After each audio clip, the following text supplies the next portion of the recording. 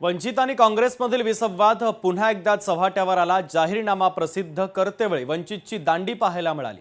वंचितच्या अनुपस्थितीमुळे आघाडी संदर्भात आता उलटसुलट चर्चांना उधाण आलंय।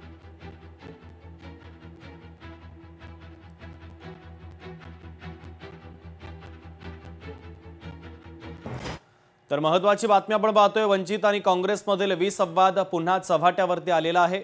आमच्या प्रतिनिधी मीनाक्षी म्हात्रे जोडल्या जातात या बातमीच्या संदर्भातले अधिकचे अपडेट देण्यासाठी।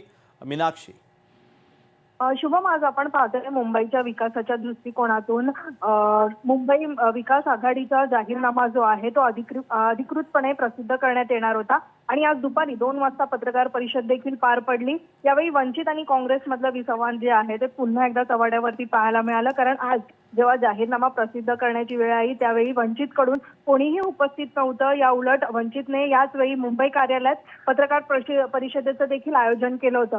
मात्र आज जेव्हा जाहीरनामा काँग्रेस आणि आघाडी पक्षाचा आहे त्यामध्ये एक मत जे आहे ते दिसून आलेलं नाहीये, त्यामुळे पुन्हा एकदा वंचित आणि काँग्रेसमधलं विसंवाद जे आहे ते पुन्हा एकदा चव्हाट्यावरती आलेलं पाहायला मिळालं आहे।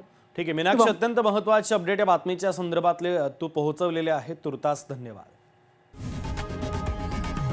लोकशाही मराठी ऐका, पहा, जागरूक रहा।